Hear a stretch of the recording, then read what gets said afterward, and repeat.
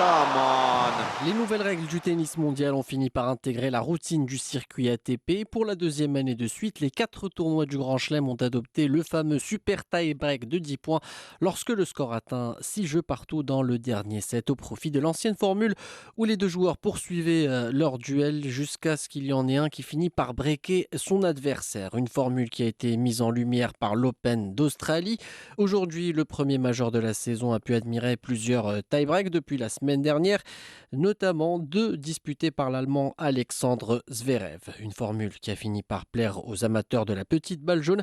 Abdelrahim Moundi est l'ancien capitaine de l'équipe marocaine de tennis. De toutes les façons, quand on change des règles, qu'on invente de nouvelles règles, il y aura toujours des personnes contre. Par contre, il y a des règles qui rendent service et qui font plaisir à tout le monde.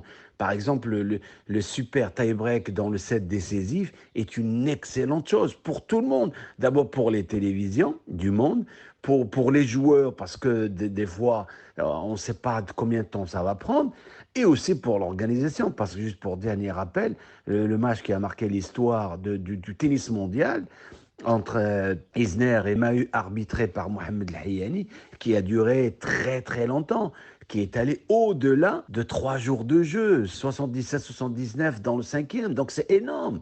Ça peut pas marcher. Aujourd'hui, ce règlement, il arrange tout le monde. Autre nouveauté qui a fait beaucoup de bien au circuit, c'est le fait de pouvoir communiquer avec son entraîneur. Souvent, les joueurs se retrouvent en perte de vitesse ou en manque d'inspiration durant leur match. Parler avec son coach était interdit à l'époque. Désormais, l'instance mondiale de la discipline autorise les échanges entre les joueurs et les entraîneurs. Chaque joueur peut dialoguer légèrement avec son coach présent dans les tribunes et les gestes sont également autorisés, ce qui peut parfois faire la différence. Une autre règle qui va dans le bon sens du tennis mondial et qui arrange tout le monde et qui met fin à une grosse hypocrisie sur le circuit mondial féminin comme masculin, c'est le coaching. Parce qu'avant d'imposer, de sortir cette règle, tout le monde coachait et personne, tout le monde le savait, mais alors que c'était interdit. Là, c'était une mauvaise chose.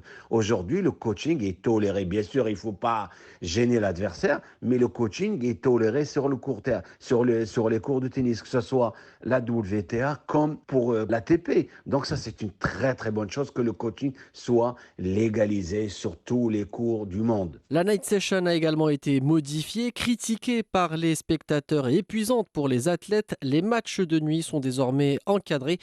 Aucune rencontre ne pourra débuter après 23 heures. Une bonne nouvelle pour les joueurs et les spectateurs. À partir du moment où on lance le match après 23 heures en tournoi du Grand Chelem, le match peut se terminer à 4 heures, 5 heures du matin.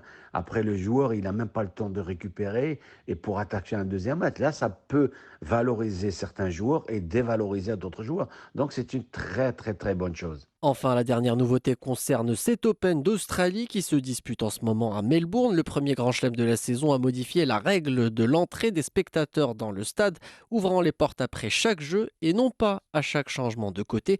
Un grand changement qui arrange clairement les spectateurs, mais pas tous les joueurs. À un moment, il fallait attendre que les joueurs s'arrêtent de jouer au changement de côté. Là, on pouvait laisser rentrer les spectateurs. Aujourd'hui, les spectateurs peuvent entrer sur le terrain entre chaque jeu. Là, il y a des joueurs qui vont adorer, d'autres joueurs qui vont mal gérer ça. Donc là, ça reste discutable. Mais de toutes les façons, on va s'habituer à tout. Et de toute façon, plus on avance, il vaut mieux inventer des règles qui vont dans le bon sens que des règles qui vont juste stopper le jeu. Donc c'est très très bien. Comme on a changé la vitesse des cours, on a ralenti les surfaces, ça c'est une très bonne chose. On a augmenté la dimension de la balle, c'est une très très bonne chose aussi. Donc tout cela va favoriser le jeu et surtout le spectacle. Le spectacle qui se poursuit donc sur les cours de Melbourne à l'occasion de cet Open d'Australie aujourd'hui avec les demi-finales messieurs.